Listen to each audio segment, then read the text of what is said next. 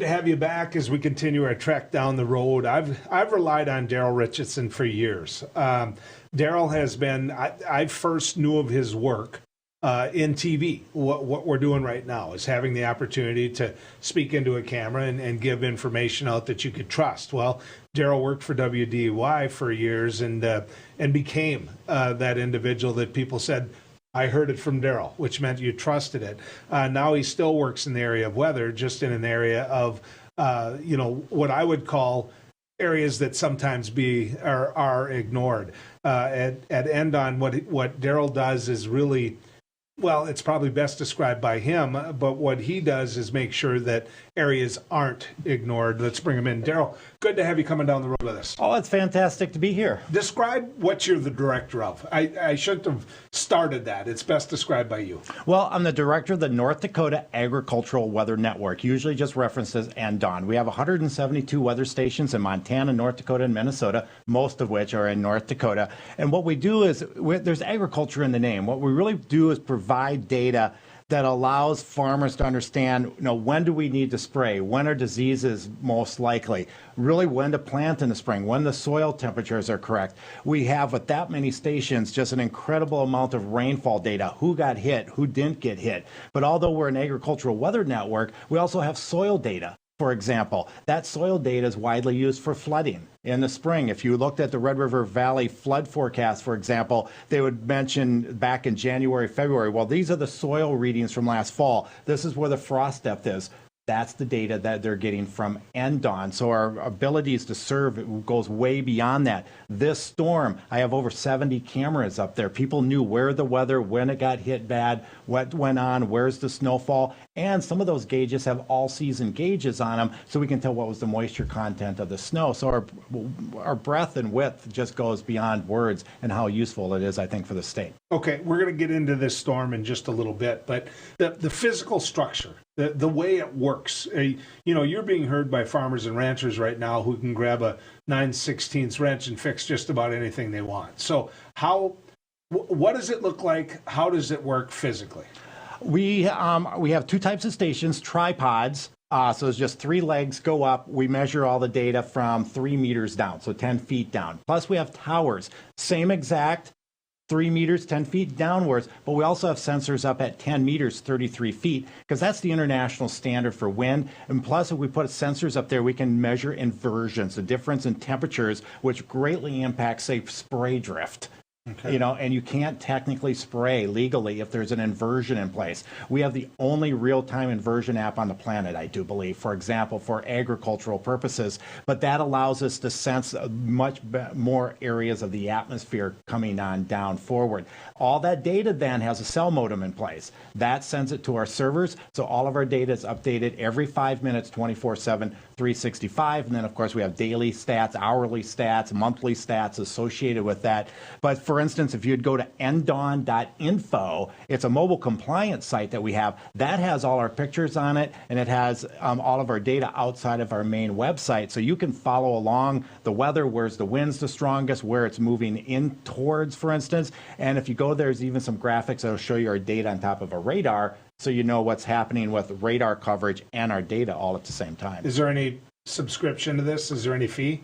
Nope, it is all free. We're a public-private partnership in the sense my salary is public. I do get some public's money, but really all of our stations are sponsored privately by individuals or agribusiness. A group of farmers will get together, but they will donate money they need to so we can maintain the stations every year, but all of it comes together and is used by everyone. We're one of the few mesonets that allows, and mesonet means a weather network, that actually allows all of our data to be freely downloaded by everyone. So where do, if I say I want one of these in my backyard, if I'm a farmer or rancher, because you talk about spray, you talk about the issues that you're faced with as you make decisions, soil temperature, those type of issues, I'd want one in my backyard.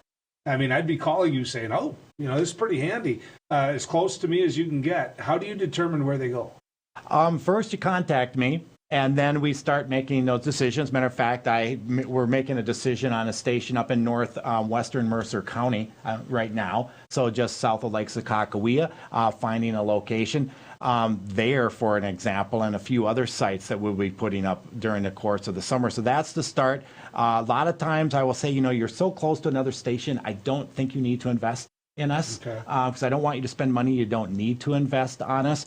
But that's the starting point. But really, we just want an area that's wide open. We get good wind data, good soil data, because if your soil has lots of salts in it, the data we get isn't valid for anybody except for that spot. So let's get data in an area that will represent a large area rather than just that one particular spot on the planet. So being next to a slough isn't as good as being maybe on a quarter mile where you're on higher ground. Right.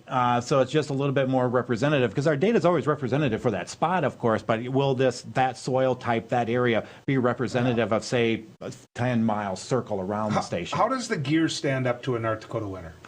Well, it's very interesting. Last night at about 10, 11 o'clock, 2 of our stations went down, which just absolutely surprised me. Because we really have these built. I have the best staff working for me on the planet, and I know a lot of businesses will say that. I mean it. I have some young people working for me. They're just genius. I am so lucky. But we go through and go, how can we hardy this equipment up for our just cruel winters? This storm, for example. I have other weather networks in other states call me and just go, wow, you survived 40 below and 105 in the summertime. What do? We buy top-notch equipment. We make sure things are very tight. The little wire that's just jiggling a little bit will eventually just bring down the station or pull that out, and so we're not getting data from that sensor. So it's really doing the small things right to make the big things work really, really well. What do you require? I mean, do you have to have power there? Do you generate your own? Do you have to have fiber optics? I mean, what has to be there before you can even build the site? Actually, we can run self-sufficiently. If there happens to be power, we can do more things, but we only have power at a couple of our stations. Most of our stations just have a solar panel and large batteries. Some of our tripods only have a 55 amp battery. Some of our towers will have 2 110 amp batteries in place, and that's usually sufficient. The problem with North Dakota is we're a very cloudy climate, which people don't really realize, but we're cloudy here a lot. And so in turn, we've been starting on some of our bigger towers and bigger projects, now adding a small little wind turbine, because either the sun is out or the wind is blowing, but sometimes one of the two. But we've only have a few sites, but by the end of this summer, I think we'll be up to approximately 30 of our sites that have little wind turbines as well as solar panels in place at the station. So either way, you're going to find a way to get power to them. Right. And so again, that way we can put them anywhere we want. Our main limitation, which isn't a limitation anymore, but it was 5-6 years ago, we need cell service. And 5-6 years ago, there were dead spots. It's tough now to find a dead spot in North Dakota, or we can put, especially on our towers, because they go up 30 feet, we can put an antenna, and we have yet to really now to find a spot in the last 2 years that we couldn't get a cell signal at. Welcome back to Down the Road. Daryl Ritchison is somebody that we've always been able to count on here on Beck News to get information out about the weather and what's going on out there. Obviously, most of the viewing area here at Beck News has gone through a couple of days of a bad winter storm, one where there has been an accumulation of snow. Some of the snow totals that we've shown here are significant. Let's use that word so that we don't use words that the FCC kind of bumps me on. But the truth of the matter is, I'm not used to this in April. I'm just not. And so I'm looking for someone to blame, and who better than a weatherman? Daryl, I'm going to blame you. How's that? You have that kind of power? Well, I usually tell people I'm in marketing, not production, but I did tease you off air that, oops, I accidentally hit the wrong button by mistake, and I'm trying to still fix it and why it precipitated so much. Exactly. So let's talk about this storm. Already a 2-day storm. Now the wind's starting to blow really bad out in western North Dakota and make an even bigger mess. How would you rank this storm? What do you see in this storm? You just saw the snow totals. Obviously, most of the area are willing to put up with the mess, the soggy feedlot, that type of thing, if there's a lot of moisture in it. What do you see in this latest storm? Well, here's the thing that you have to remember about this storm. Yeah, there's some very high snow totals there. Why? Because the wind is blowing. Where's everyone measuring the snow? either in their farmstead, which is generally surrounded by trees, or in a town. Where's all that snow coming from? Well, you might think the sky. And I go, well, yes, but here's the thing. I have 70 cameras out there, and those cameras have no snow around them. Very little snow. There's just big open areas, open pastures, open fields, and there's no snow. Where is that snow? That snow went into the shelter belt. So if you're a farmer in a shelter belt, all that snow from your field hit your shelter belt, slowed down, stopped. You go outside and you measure, wow, there's 28 inches of snow here. A mile away from you in your pasture or field, there might be 2 inches of snow. So is that total for that spot correct? Yeah, I'm not going to deny that. But if I took an overall average of that entire square mile, probably the realistic how much fell from the sky was 18 inches rather than the 30 you hear. But here's the bad news. Because the moisture is not in the field and the pasture, there's not going to be as much moisture as you think falling in. My rain gauges at my sites that have all season gauges, I wish every station did, but that's not the case. Generally an inch or two of moisture, and that's an incredible amount of moisture. It's way above average for April. But here's the thing, most of that moisture is in the shelter belts or in towns or in where you live, but in the open pastures and fields, yeah, there's moisture there, but not 1 to 2 inches. So I've already read on Twitter, people are worried, well, wow, I'll never get to plant this year, prevent plant because of all this snow. You need to get away from your farmstead, which they can't because the roads are closed and there's drifts. But when you look at my cameras, I think, it will melt outside the big piles a little bit faster than people think. But unfortunately, because of the wind, if it would have came down with no wind and we just had 15, 20 inches of snow that would all soak in, incredibly fantastic. But the wind blew. And so in turn, it's not evenly spread out. So really a lot of the fields and pastures, the important areas to get the moisture, probably didn't get nearly as much as some people think based on what they're seeing outside of their door. With all the years that you've spent, studying, understanding the educational background when it comes to weather, April, a 2-day blizzard like this. I mean, do you remember this? Do you remember something that kind of sucked this bad, Daryl? Well, here's the thing. You've said before the break, and I agree with you that, a storm that people will remember. I can't see them. It's television out there. Yeah. Raise your hand if you remember the big blizzard snowstorm in April of 2013 that occurred on April 15th, 16th, and 17th. And on that storm, Bismarck got 18 inches of snow, just like I saw on your thing. Mm-hmm. Does anyone remember that storm? Not for the most part. Now they do after you now that they do that. Yeah. Most people remember the storm in 1997. Yeah. That was devastating. That made this storm seem like, me golfing against Tiger Woods or something that was that much worse than this one, although a few areas around mine, that's probably not the case. But we average anywhere from 4 to 8 inches in April. People think of April as a spring month. Always remind them it is North Dakota. Get a storm like this? No, it doesn't happen every April. But if you go back in the history, it's about once a decade. You'll get something similar to this. Maybe not quite this bad, but close. When you started as a very young man, fresh out of college, and went into the TV profession and worked a lot of weekends, a lot of different type of hours to get word out on weather, did you expect that this was the way it was going to work in terms of, I don't know how I should be phrasing this, are we more volatile now when it comes to our weather? Or does all that experience you bring to this say, you know what, let's not overreact to an April blizzard. Let's understand that this just flat out happens where we live and it's going to happen again. I'm of that second opinion. The positive is, like this past weekend, I was sitting down, trying to watch the Masters and stuff, and I was on the phone a lot. And a lot of people were just, okay, Daryl, is this storm really going to happen this time? Is this, hype? Is this, we get a lot of these storms that are hyped and they don't happen. I go, no, this one you need to take serious. I really think it's going to happen. I had calls with lots of ranchers. You need to take care of your cattle on this one. This is going to be nasty. Because even the first day of the storm, people go, well, Daryl, there's a blizzard warning out, but the wind's 10, 20 miles per hour. And I go, I understand that. There probably shouldn't be a blizzard warning out right now, but how do you put this news out? Because it is a blizzard here, but it's not a blizzard here, and it's going to be a blizzard. It's all this mixed things are going to happen in the next 3 days. So just let me tell you, tomorrow you're going to realize why the blizzard warning is out, which was yesterday. when this happened. And then the same people called me back and going, Daryl, when in the world is this wind ever going to die down? The exact opposite worry.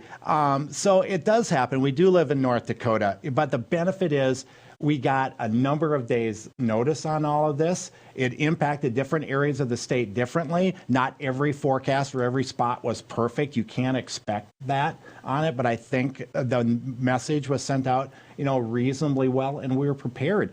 What if it was 1904 with the pioneers and the early settlers here? They would have had no notice on this. Yeah. A lot of people would die. So there's a lot of inconvenience with this storm, no doubt. But the positive news is with modern technology. When I started in this business 35 years ago, Joel, I don't think the forecast would have been this good for this storm. So I want to go back to when you did start in this business, but let's talk about that. The science that's changed between then and now. And I guess for me, the big thing that's changed is that extended forecast, to where I can see through your eyes and other individuals living in that world that convey, to me what you think is going to happen. That I can see 5, 6, 7 days out, whether or not the family reunion is going to get canceled or not, that type of thing. What was that like when you first started? When I first started, a 3-day forecast was pretty common. Then it was it accurate? Day 3, when I first started, would be as accurate, and there's research behind this as well, about as accurate as a 7-day forecast is right now. Okay. So, and right now, a 7-day forecast, 7 days ago, people were already asking me about this storm. And I go, well, I'm very confident that there's going to be a storm. The specifics aren't there. Is it going to be Red River Valley? Is it going to be Bismarck? Is it going to be Dickinson? Is it going to miss us and end up in the Twin Cities? That's the little specifics. But we knew a storm was coming, so at least mentally you could prepare for it. So 3 days ago would have been the same thing. 3-day forecast when I first started would be the same thing. Whereas now you could really say a 5-day forecast when I first started probably would be the equivalent of a 13, 14 day, because you can look out that far now. And really, honestly, the big difference is just computer power. We understand the atmosphere. We understood, the physics behind it. It was just crunching the numbers to make the resolution of your models tighter. So instead of having a grid maybe the size of Iowa, how specific can you get? Now that grid is, less than a township in size globally. So to forecast long range, you have to forecast globally, not regionally. So you have to take the entire globe and just imagine, just the trillions and trillions of calculations that are being made to make the forecast. So that's really the big difference, and a little bit understanding, fine-tuning of the guidance clearly. But again, so much of it is just computer power today. So people wake up in the morning, they go to one of these and they say, okay, here's what the weather's going to be like today. Should they trust it? Well, that's based on a grid system. And truth be told, most of the stuff on the phone is raw computer output. It's not any human interpretations. I will get people, even my daughter, will say, is it really going to hit 104 next Thursday, Dad? And I go, no, dear, it's not. But that's the raw. And then because the models are run every 6 hours, you will notice for, say, next Thursday, a week from now, it'll say something. And then the next 6 hours later it goes, well, it said 72 before, now it's saying 48. Yeah. Well, that's no human really input. It's raw data. But to be able to do that is a grid system, and it's wonderful because then you can get specific forecasts. There's advantages and disadvantage of that. But the phone forecasts are better than they used to be. Okay. NDAWN, tell people where they can find the work again.